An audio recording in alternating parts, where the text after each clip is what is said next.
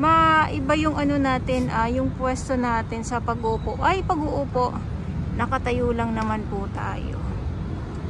At syempre, ito nga yung inaabangan natin ngayon dito sa Manila Bay Dolomite Beach ay ang sunset.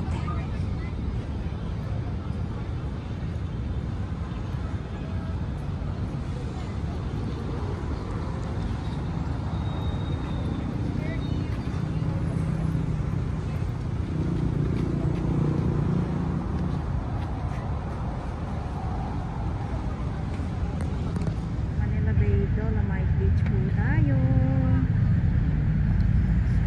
Halo ang ating mga bisita ngayon dito sa Dolomite Beach.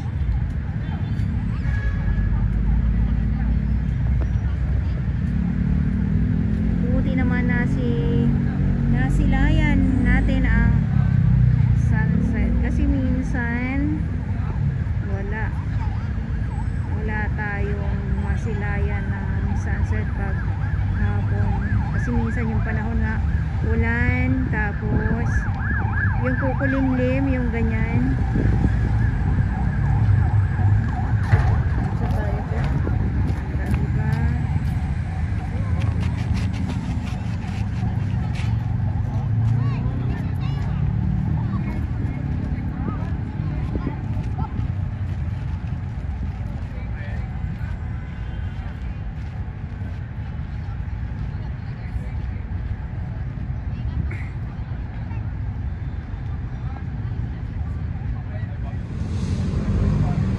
Lakad. Siyempre lakad. Wala talaga ibang gagawin kundi ang maglakad. Tapos picture. Yung iba naman ay upo lang.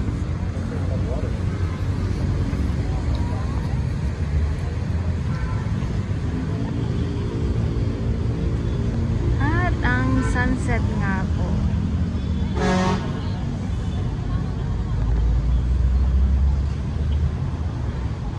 Yung mga baguhan na pumapasyal dito sa Dolomite Beach, no? Lalong-lalo na pag mga foreigner, talagang ang una nilang binabasa ay yung nakasulat dito sa dambuhalang bato. O minsan yung ating ibang mga kababayan din, pinipicturean nila para alam nila. Binabasa nila yan.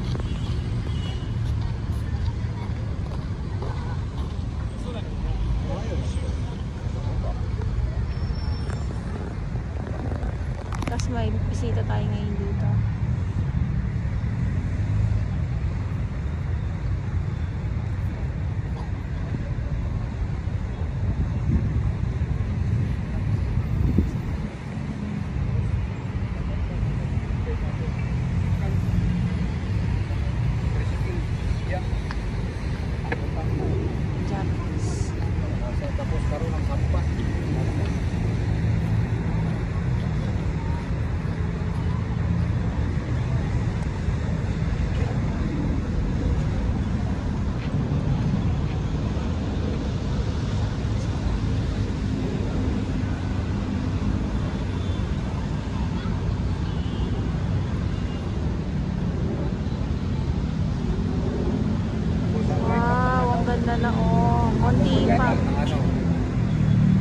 Konti pa pag yung pababa ng so mas lalo makikita natin ang liwanag ng sunset dito sa Manila Bay Dolomite Beach.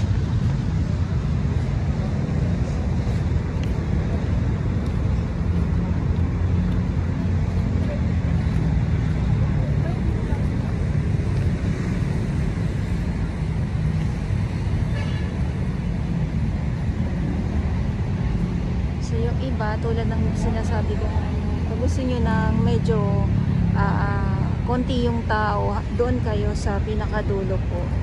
Kasi dito yung iba, yung ating ibang mga kababayan, ito yung pinaka-entrance na kung saan ay nandito tayo ngayon. So, yan, dito na lang. Ayun, konti na lang. Hindi na kailangan ba maglakad ng malayo. So, dito na lang sila. Yung iba naman, talagang pupunta sila doon sa pinaka dulo nga po kasi konti lang yung tao doon. Lalo na yung iba, yung mga foreigner, yung mga ganyan. Doon sila. Yung may pamilya na nandoon ngayon. Nandoon sila nakatambay, nakaupo-upo.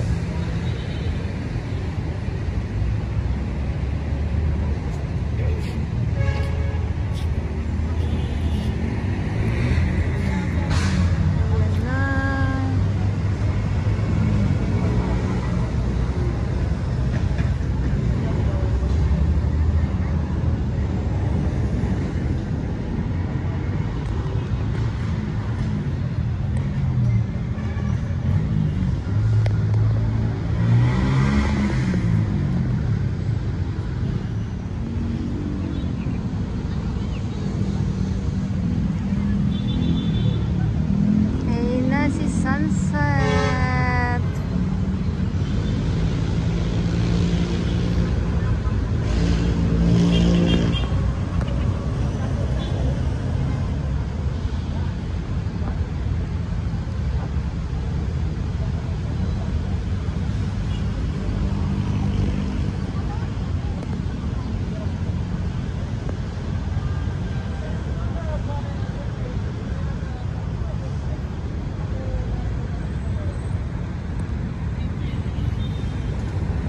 Sunset for today.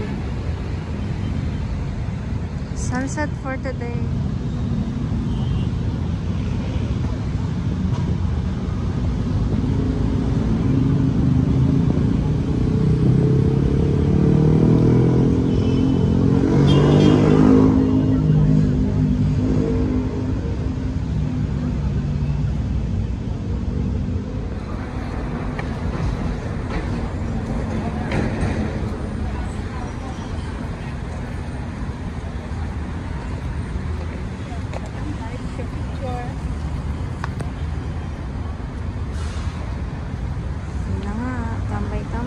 Picture.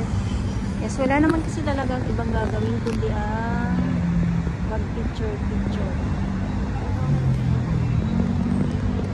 Dito muna tayo sa sa mga halaman dito sa loob ng Dolomite Beach habang ang ating sunset naman po ngayong hapon ay